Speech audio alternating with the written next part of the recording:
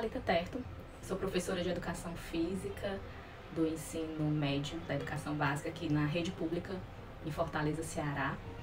Sou doutoranda do Programa de Cuidados Clínicos em Enfermagem e Saúde pela Universidade Estadual do Ceará e eu vou apresentar rapidamente nesse vídeo sobre esse artigo intitulado Racismo e Formação da Subjetividade da Pessoa Negra, Antecedentes Históricos e Perspectivas da Educação Escolar.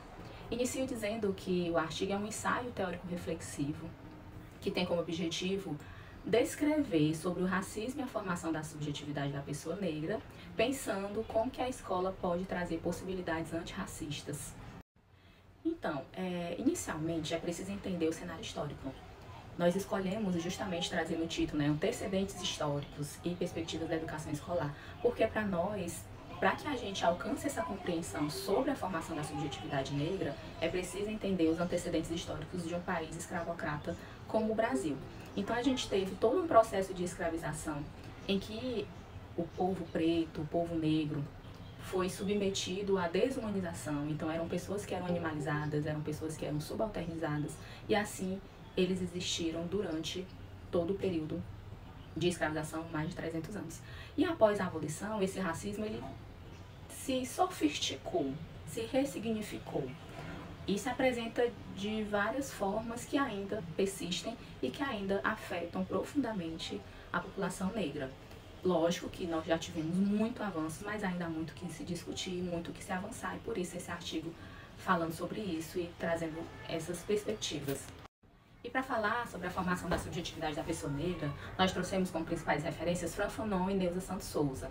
E eles vão explicar muito bem que dentro de uma sociedade embranquecida com valores colonialistas, ainda hoje, a pessoa negra ela vai tentar, a partir da sua ascensão social, através da sua ascensão social, como diz Neuza Santos Souza, se embranquecer.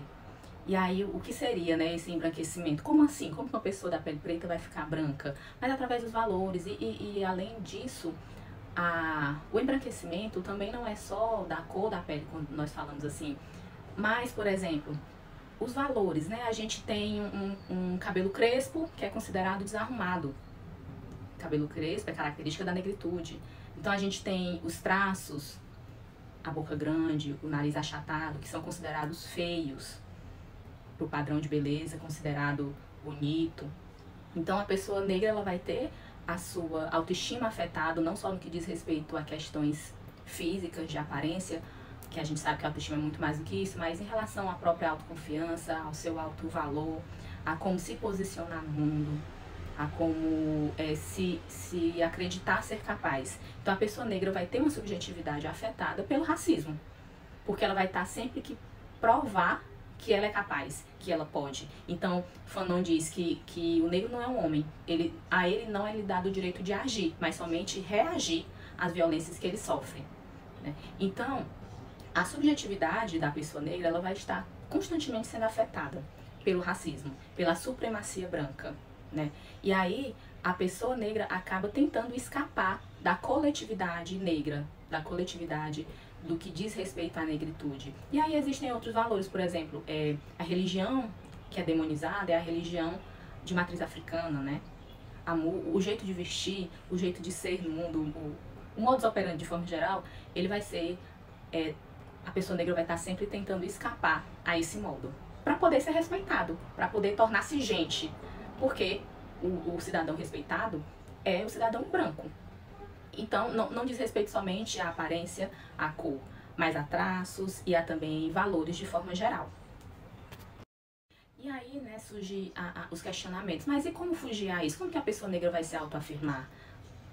Tem uma frase que Fanon diz que me tocou muito, que é: o negro precisa descobrir o branco dentro de si mesmo para então poder matá-lo. Parece forte, mas descobrir o branco dentro de si para então poder matá-lo. Então é tomar consciência, a primeira coisa, tomar consciência da opressão, tomar consciência do racismo, tomar consciência da formação da sociedade, como que isso se estruturou, que a raça, ela é tudo. Ela estrutura tudo na nossa sociedade, economicamente, religiosamente, enfim, na educação, na saúde, tudo a raça vai estruturar. E é preciso entender isso, e é preciso entender essas violências sofridas para poder, então, pensar em novas possibilidades de existir. Porque só tomando essa consciência é que será possível transformar ou expandir a isso, né? E aí existem muitas formas que isso pode acontecer. A arte é uma forma, né? A literatura, que é forma de arte, mas os movimentos sociais, a política, enfim, existem muitos âmbitos em que a pessoa negra vai poder tomar essa consciência. Mas o que a gente traz no artigo é o âmbito da educação, né? A escola, tendo em vista que a escola é um espaço muito potente, é um espaço que todas as pessoas, pelo menos na realidade aqui nossa de Brasil, todas as crianças estarão na escola em algum momento, durante grande parte da sua vida. Então a gente sabe que a escola também é muito problemática, é um local de reprodução social também, então acaba também reproduzindo todos esses valores e esse racismo, mas também é um local que deve ser de transformação. E aí entra o professor, né, o educador, como um elemento chave nesse processo. Então o artigo ele vai trazer justamente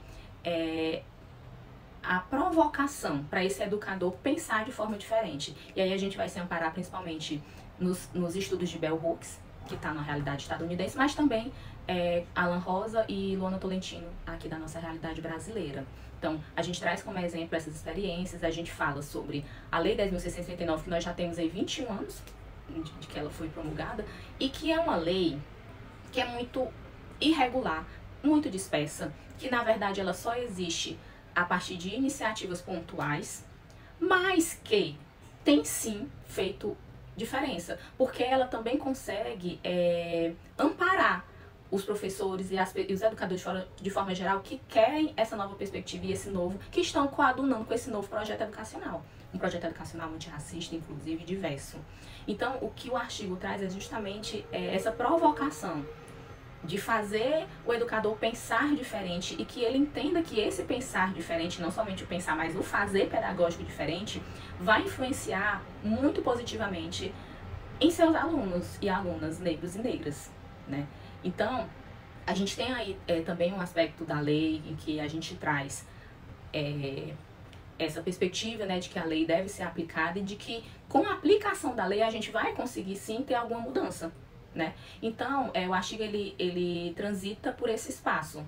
Ele é um ensaio teórico, não traz experiências práticas, traz só algumas como exemplos, na verdade, mas ele traz mais uma provocação para que o leitor, o educador, ele possa entender o aspecto social, por isso que a gente também traz esse antecedente histórico, para que ele entenda esse antecedente histórico, todo esse contexto social em que a pessoa negra está inserida, entender que a subjetividade da pessoa negra ela vai ser afetada por toda essa formação e todo esse contexto, e entender que a pessoa negra precisa ter essa oportunidade de poder ser um ser humano pleno, integral e que tenha como referência o seu próprio rosto e não o rosto de uma pessoa que não parece com ele. E eu acredito que seja isso, né? A gente tem como considerações finais a afirmação de que sim, a escola é capaz disso, se os educadores estiverem nesse local de aprendizado, de consciência e de fazer pedagógico, de colocar em prática esses pensamentos e esses valores referenciados na cultura negra, referenciados na história verdadeira do nosso povo. Porque, na verdade, no final das contas é isso, né? Porque a perspectiva de que é ensinado, e aí a gente fala no próprio artigo sobre a história convencional. A história convencional que a gente fala é essa história sobre uma perspectiva branca, colonizadora, das elites brasileiras, em que só traz o negro a partir da escravização. E de todas essas violências. Então, se o ponto de vista for mudado, e se quem for contar a história for a pessoa negra, for o indígena, então 1500 não é mais o ano de descobrimento, mas o ano da invasão. Então muda a perspectiva e muda o olhar. E aí a pessoa negra vai poder perceber isso, tomar consciência disso e aí sim ter novas possibilidades de existência. Obrigada pela atenção, espero que tenha elucidado através do vídeo sobre o artigo e saudações, muito obrigada.